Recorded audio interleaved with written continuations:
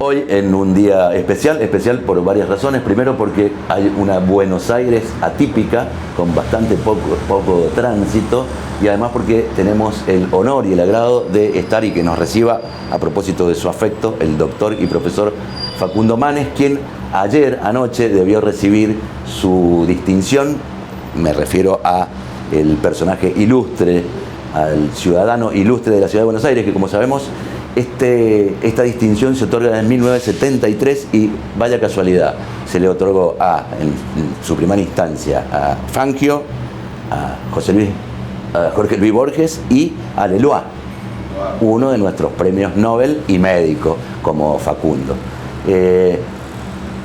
¿Qué te significó esta cosa tan súbita de no recibir una distinción tan importante a propósito de esto que realmente es inédito y que a todos nos sacó de plano, ¿no? Bueno, la verdad que lo tomé como, si bien era un momento para recibir amigos, uno de ellos eras vos, me parece que cuando la situación, el contexto nos pone ante algo más importante que nosotros, algo más grande que nosotros, también es una satisfacción haber suspendido esto para contribuir al bienestar general, a las medidas que estamos tomando todos para cuidarnos del coronavirus. Así que yo creo, y la ciencia lo demuestra, que tener un sentido de propósito, tener un sentido de pertenecer a algo que nos supera, nos hace muy bien. Así que en ese contexto increíblemente me hizo bien que se haya suspendido el acto y ser parte de algo mayor, de lo que puede ser una celebración entre amigos. Y lo bueno es porque es apenas una postergación, no es que haya habido algo que hiciera que no mereciera esta distinción, y esto es lo que realmente celebramos. Asimismo, en un momento de consternación social, porque como decíamos, es algo que no ha ocurrido nunca. Recordemos que la última gran peste pudo ser la de España o la gripe española, en donde los medios de comunicación era muy incipiente la radio y en realidad la gente no se enteraba, y además tampoco generaba esta suerte de paranoia universal o psicosis que genera esto, que es debido a su carácter transmisible, ¿no? Totalmente, y yo creo que lo que estamos viviendo es algo excepcional en la historia de nuestra especie, porque hay debido a la globalización, a la tecnología, en la epidemia de 1918, creo, en España, como bien dijiste, que fue la última de Occidente, porque China tuvo una bastante más pequeña hace poco, no estaban los medios de comunicación, las redes sociales, y hoy lo que estamos viviendo, además de la crisis de salud pública y la crisis económica y la crisis de moral por algunos pensamientos egoístas y actitudes egoístas, y la crisis de relaciones internacionales, se están cerrando las fronteras, es una crisis de ansiedad global. Todo el mundo está ansioso por justamente lo que decís vos, esta conexión. Así que yo creo que nunca en la historia de la humanidad todos los habitantes estuvieron tan ansiosos en un mismo momento. Claro, en un mismo momento y sobre un mismo asunto, porque esta vez, de alguna manera, todos le tememos a lo mismo, ¿no?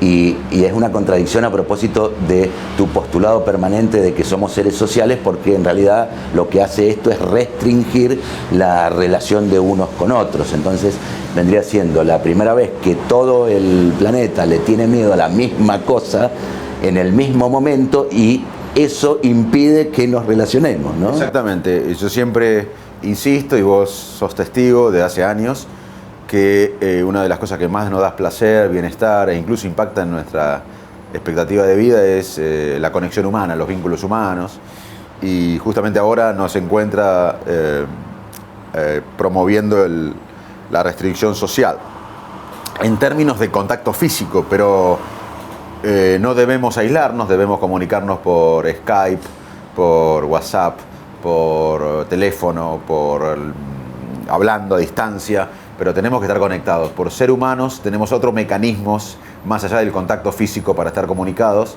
y esto es importante, que no nos aislemos aún en nuestra casa. Si estamos en nuestras casas, no nos aislemos y estemos en contacto por teléfono, WhatsApp, Skype o lo que sea con los amigos, los seres queridos.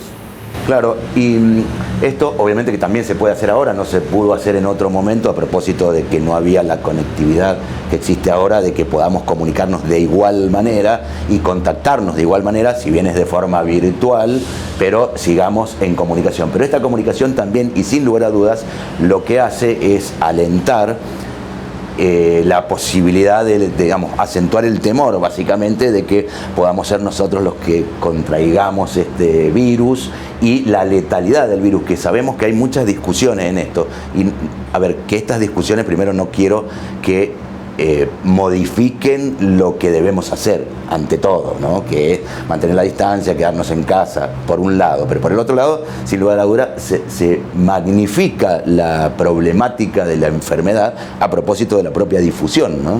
Exactamente, por eso hay que... Nosotros estamos preparados para detectar el peligro, somos muy buenos, como básicamente lo más importante que hacemos es sobrevivir. Si vos decís cuál es la conducta humana primaria, sobrevivir. Y para eso tenemos que detectar el peligro. Y tenemos un buen sistema de detección de peligro, que es el sistema del miedo. Pero hoy la amenaza está, y también los seres humanos tenemos la capacidad de imaginar la amenaza. Eso es un mecanismo de ansiedad, que es bueno, pero a veces funciona mal y detecta peligro donde no hay. Hoy tenemos la amenaza real, y si vemos mucha información de fuentes no confiables, eso aumenta la probabilidad de pensar que vamos a tener la posibilidad de enfermarnos, más allá de lo que dicen las estadísticas sobre nuestro grupo. Entonces, ¿qué hay que hacer? Bueno, hay que evitar la sobreinformación, hay que ir a lugares serios, sobre todo de los ministerios de salud, de expertos, y tratar de hacer cosas que impacten en nuestro bienestar mental. Tenemos que cuidar mucho nuestro bienestar mental. Porque de alguna manera, o de muchas maneras en realidad, la parte inmunológica también responde a nuestra capacidad mental, ¿no? Porque el miedo atroz, digamos, o ese miedo exagerado también debilita nuestra salud clínica, ¿no? Exactamente. La verdad que el estrés crónico, como bien decís vos, el estrés es una respuesta normal del cuerpo, del organismo, ante el aumento de la demanda. Si mañana tenemos un examen o tenemos que terminar un artículo científico o periodístico, en tu caso, lo que sea, vamos a tener estrés, vamos a aumentar la tensión arterial, va a haber cambios. Ahora, está bien por un momento, por un día, pero no podemos vivir así. Y el estrés crónico, como bien sugerís vos, impacta en el cuerpo, aumenta la posibilidad de que se disparen ciertas enfermedades, así que tenemos que luchar contra el estrés crónico. Claro, y dos cosas que tomamos, primero recordemos la trilogía tuya de libros junto a Niro, obviamente, pero fue Usar el cerebro argentino, y el último, que esta entrevista postergada tiene que ver con esto de hacer presente, o decir presente, hacer futuro, y hablas de una cosa que nos resulta muy interesante, comprenderla, asimilarla, y que tiene que ver con que somos una nación, somos una república, sería bueno que seamos una comunidad. Exactamente, pensarnos colectivamente, ¿no? De eso se trata. Los argentinos necesitamos desesperadamente un propósito que nos una más allá de las diferencias. Necesitamos un sentido de propósito, eso nos va a hacer aparte más felices. Los seres humanos que tenemos, si tenemos un propósito que nos excede, somos más felices, tenemos más bienestar, y las sociedades que tienen un propósito son más felices, y hoy los argentinos desesperadamente necesitamos un propósito de sentirnos, como bien decís vos, como comunidad, que también se puede reemplazar o sumar, no son compatibles ser una nación, un sentido de que somos mucho más que un montón de gente viviendo en un cacho de tierra. Claro, y de alguna manera esto, nosotros parece que siempre nos atropella la coyuntura. Y hoy tal vez la demostración más cabal, y esta vez no fue autoría nuestra, ¿no? Nosotros que somos tan egocéntricos como argentinos, que inventamos tantas cosas, esta vez no lo inventamos nosotros a este virus. Sin embargo, esa coyuntura hace que se desplacen necesariamente aquello que decía Peter Drucker, de que hay que privilegiar lo importante por sobre lo urgente. Bueno, ahora lo importante es lo urgente, ¿no? Y además, si nosotros estamos en la coyuntura permanente, que hay que estar, la coyuntura es algo inevitable, pero si en el mismo tiempo no tenemos una planificación, política de Estado, inversión estratégica en lo importante, que es educación, nutrición de todos los cerebros argentinos, no solo erradicar el hambre, sino nutrir bien a los cerebros. Educación, salud, inversión en ciencia. Cuando aparecen estas cosas no estamos tan preparados como podríamos estarlo. Entonces, este virus que excede a una nación, que ataca a todo el mundo, va a agarrar a sistemas de salud más preparados, a sistemas sociales más preparados, a países con más reserva. Entonces, no está mal estar en la coyuntura, pero si a la vez nos dedicamos a lo estratégico, en los momentos que cambia el contexto podemos estar más preparados. Es compatible dedicarse a la coyuntura y es necesario, pero también tener planes estratégicos. Claro, entonces, bueno, haciendo un salto imaginario, en 10 días se termina esto de esta pandemia del coronavirus, se descubre la vacuna, se cura. ¿Cómo sigue Argentina a propósito, por ejemplo, de algo que vos has insistido, me consta desde hace muchos años, que tiene que ver con factores vitales para una sociedad, que tiene que ver con la buena alimentación, con la educación, ¿no? Y con la ciencia y la técnica? ¿Cómo imaginás Argentina saliendo ya de esta crisis del virus coronavirus? Te lo respondo como médico. Un paciente que está complicado, Argentina es un paciente complicado, tenemos niveles inmorales de hambre, de malnutrición, de pobreza, no generamos riqueza para darle bienestar a 45 millones, no tenemos política de Estado clara en temas estratégicos, estamos divididos, o sea, es un paciente complicado. Debemos mucho, no tenemos recursos para afrontar esas deudas, o sea, estamos de acuerdo que es un paciente complicado, tenemos una de las inflaciones complejas del mundo, etcétera, etcétera. El paciente desde la medicina puede hacer las medidas adecuadas y mejorar, o puede empeorar. Hay ideas claras para mejorar.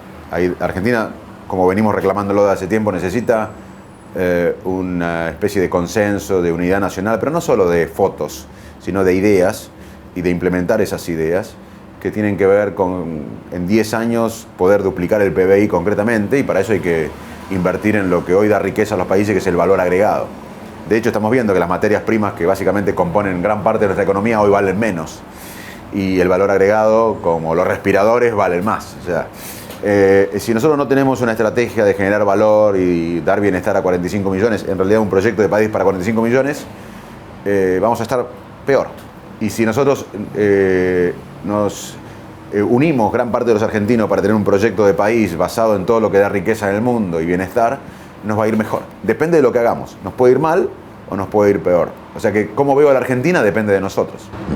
Pero, ¿advertís alguna conducta así de carácter fatalista? Me refiero a esto, es decir, vivamos hoy porque ya... de Argentina, ¿no? Esto de muchos años, y vos lo destacás en el libro, dijimos que teníamos recursos extraordinarios, entonces digamos que podíamos nadar en la abundancia de materia prima, para decirlo de alguna manera, ¿no? Hoy ya, primero, nos llega el momento de la verdad, no es tan así, en el caso del petróleo, en el caso de algunas otras sustancias, inclusive en el caso de los precios de algunos commodities, en donde la verdad que no somos ni tan ricos, ni tan poderosos, ni tan buenos. Entonces, sin lugar a dudas, tenemos que llevar esto de generar el valor agregado a propósito de que del conocimiento, de la educación, de la alimentación. ¿Crees que vamos en ese camino? ¿Ves algún atisbo de proyecto hacia eso? Mira, yo estoy luchando contra eso, hay muchos que están luchando contra eso, pero no veo, porque tienen que convocar a todos los sectores. Esto no se puede hacer de un sector político.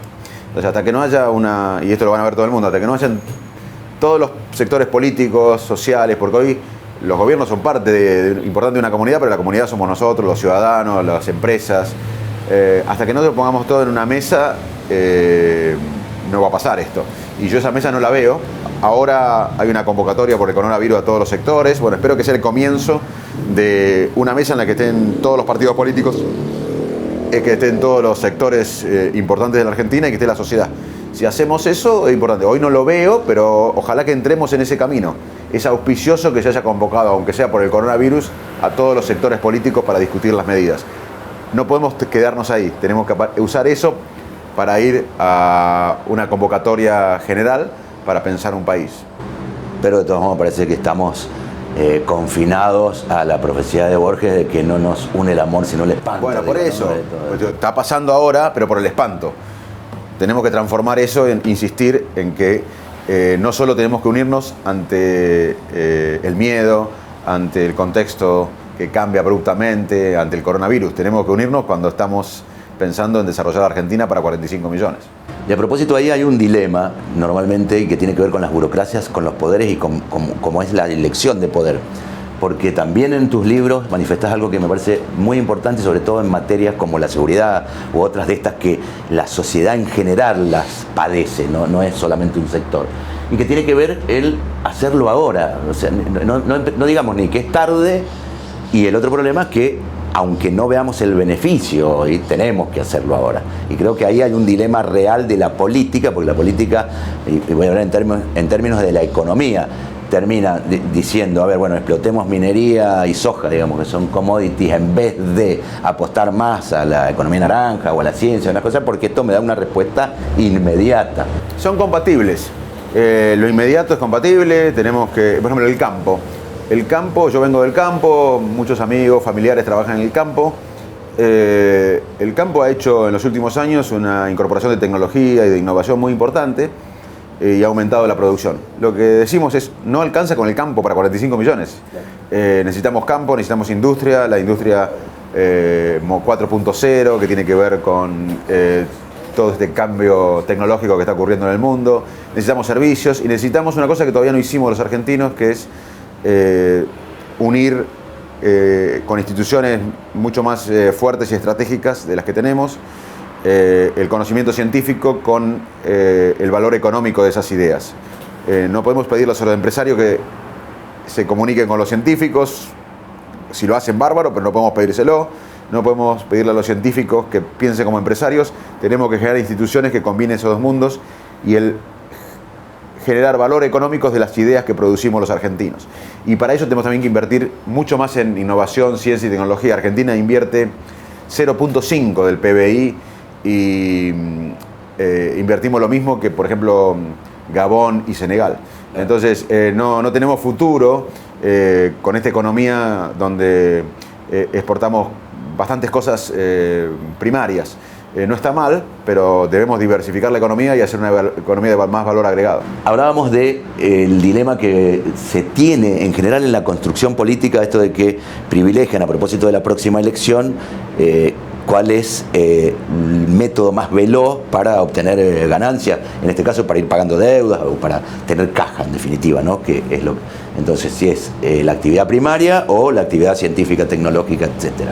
Y recordamos porque en el diagnóstico del país, y ahí gran parte de la grieta está ubicada ahí, decían que al principio del siglo anterior, 20, Argentina era la séptima potencia del mundo a propósito de las exportaciones, sin considerar algo que vos destacás mucho y que tiene que ver con las personas que estamos adentro del país. El país puede tener un PBI extraordinario y fantástico y en la división de promedio puede dar mucho, pero las personas viven en condiciones que no son las óptimas, ¿no? Nosotros no somos tan ricos en recursos naturales, quiero insistir en estos. Per cápita somos el país 40 y pico en recursos naturales, así que no somos tan ricos como pensamos porque somos 45 millones de habitantes. Si fuéramos 3 millones, los recursos naturales de Argentina serían muchísimos per cápita, pero per cápita no somos tan ricos. Así que no quiero que sigamos con esta idea de que somos riquísimos. No, pero a propósito, inclusive siendo ricos en esto, que es lo que pasó a principios del siglo XX, en realidad había un Estado relativamente rico con una ciudadanía bastante empobrecida que no tenía acceso a la educación, que no tenía acceso Cierto, muy bien, coincido.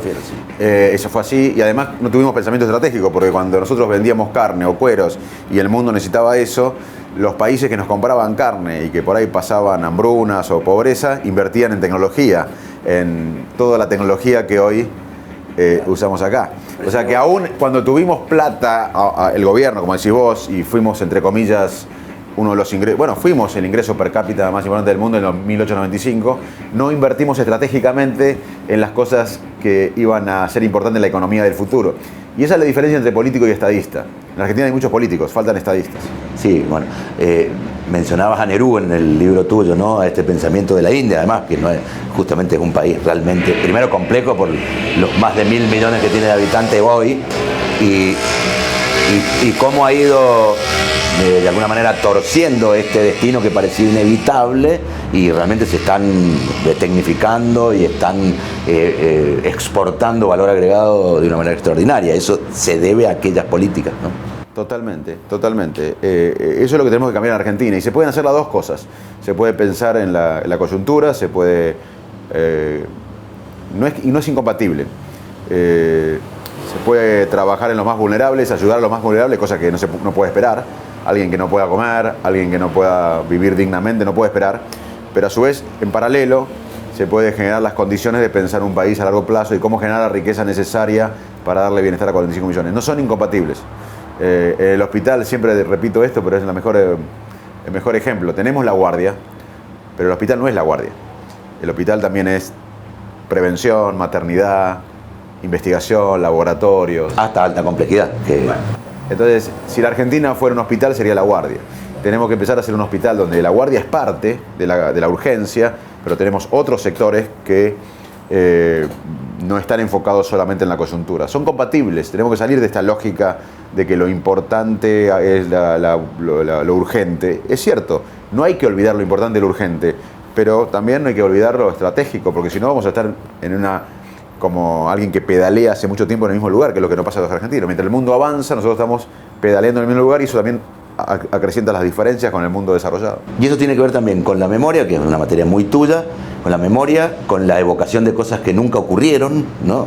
Que siempre me resultó muy significativo esto de la evocación de algo que no ocurrió, que lo hemos imaginado, ¿no? Y también nos pasa como país, inclusive esto que decías vos recién, que somos el país 45 más o menos en cuanto a recursos naturales, y sin embargo seguimos escuchando que tenemos todos los recursos. Si bien hay que incorporar algunos que son muy interesantes y estratégicos como el litio, que seguramente no están ahí, de todos modos, la riqueza hay que generarla. Pero aunque fuéramos el primer país con recursos naturales, no lo somos el país 40 y pico, pero ponele que somos...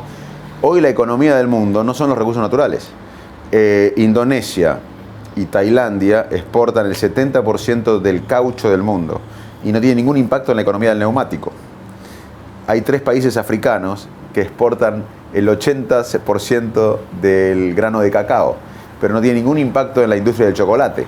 Aunque fuéramos primero en recursos naturales, y no lo somos, aunque pasemos del 40 y pico al 30 o al 20, hay que entender además, no está mal tener recursos naturales, menos mal que lo tenemos.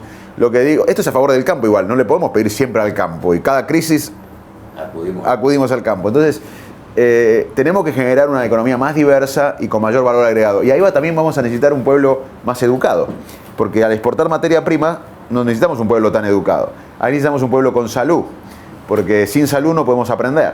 Ahí necesitamos más inversión en ciencia, en tecnología, más justicia, más instituciones, más geopolítica. Tener un proyecto de país basado en la economía del conocimiento te ordena todas las fichas. Ir ficha por ficha no creo que sea exponencial. Nosotros cuando en el 81 quisimos democracia, no fuimos para normalizar la AFA, normalizar la justicia, normalizar la universidad para tener democracia. Fuimos por la democracia y después se ordenaron las fichas. Claro, nos estaría haciendo falta esa especie de Eneida, como decimos, ¿no? Que es esa construcción. Pero si no lo tenemos es el paciente que se va a complicar. Yo te dije que Argentina es un paciente que puede mejorar o puede empeorar. Estas ideas pueden no ocurrir, pero yo te aseguro, lamentablemente, que si no hacemos todo esto, vamos a estar peor. Un terreno que es medio antipático abordar justamente por el lugar en el que nos pone, pero tiene que ver con los medios de comunicación en Argentina. Vos que sos, de alguna manera, protagonista también de medios de comunicación, a propósito de que acudimos y lo haces de manera generosa, lo digo públicamente y lo agradezco público y en privado, siempre tenés una actitud muy generosa, que además sabemos también el impacto que tiene esa actitud. Pero ¿no crees que también hay de alguna manera una irresponsabilidad bastante importante en algunos medios de comunicación, volviendo al tema del coronavirus, una irresponsabilidad en cuanto a esto, a sobreinformar y a hacer una especie de cadáver exquisito de la información que viene en el mundo en relación a lo que estamos viviendo? Bueno, los medios de comunicación son muy importantes y a mí me gustaría ver más seriedad científica, más compromiso con lo que yo también creo que da rating, porque a veces como nosotros estamos preparados para detectar el peligro, le damos mucho más información, más atención a lo negativo que a lo positivo. Pero yo creo que los medios de comunicación tienen una enorme responsabilidad en generar contenido, que además yo creo que da rating. De hecho, cuando hablamos de estos temas la gente tiene mucho interés. Yo lo veo por mis redes y ponemos algún dato de ciencia y hay repercusión. O sea que yo creo que los medios deberían pensar también, ya que piensan en el rating, que las ideas serias, las ideas inteligentes, las ideas siendo atractivas y dinámicas, generan rating también. Así que claramente veo una gran responsabilidad y mucho para mejorar ahí. Sí, y además, a ver, esta anomia que sí creo que es una característica de nuestra Argentina, del incumplimiento y de, como alguna vez dijiste vos, creo que la ley acá aparece en sugerencias, no imposiciones, ¿no? Por ejemplo, el incumplimiento, y esto vaya también para el sitio Portada, para el cual trabajamos, en donde se ha incorporado ahora al mundo de las personas sordas, que es un mundo muy desconocido para quienes somos oyentes, en todo sentido, y que ahora se los vuelve a excluir porque, bueno, primero que no se acatan cuestiones que tienen que ver con la 26522, que es la ley, artículo 66, donde dice que tienen que haber interpretación de lengua de señas, porque además un dato que para inclusive algunos que trabajamos muchos años en medios de comunicación era ignorado, y es que muchísimas personas, una gran mayoría de las personas sordas, son analfabetos. Entonces, cuando uno creía que suplía esto de lo oral o de lo sonoro con la palabra, no es así porque son analfabetos, ¿no? Digo, y eso tiene que ver con esta anomia nacional, de que no nos terminamos de ocupar del prójimo. Totalmente, totalmente. Y bueno, para eso necesitamos educación. La educación es la solución a todos estos problemas. Todos los caminos conducen en el fondo a la educación. Bueno, primero te agradecemos porque interrumpimos un almuerzo, lo molestamos varias veces y bueno, se avino inclusive a cortar o a interrumpir una sobremesa con un amigo para atendernos a nosotros, por lo cual estamos sumamente agradecidos. Y como pregunta final, y a propósito de tratar de relacionar lo importante, lo urgente, la coyuntura y lo perenne. Antes nos preguntábamos qué era primero, si el huevo o la gallina. Ahora debiésemos preguntarnos, ¿qué es primero, la ficción o la realidad? No, la realidad. La ficción está en nuestra mente muchas veces. Hay que enfocarnos en la realidad. Por eso hay que ver información en estos momentos de pánico generalizado, de ansiedad generalizada. Tenemos que buscar la verdad, informarnos en lugares serios, en los ministerios de salud, y hacer lo que tenemos que hacer. Eso va a bajar los niveles de ansiedad. Bueno, y una manera para ser más felices, alguna vez alguien dijo que era, por ejemplo, bajar los niveles de miedo, ¿no? Exacto. Vos sabés que ayer recordaba eso, que para muchos la felicidad tiene que ver en cierta manera con la ausencia de miedo. Y hoy tenemos mucho miedo, así que hay que trabajar en eso.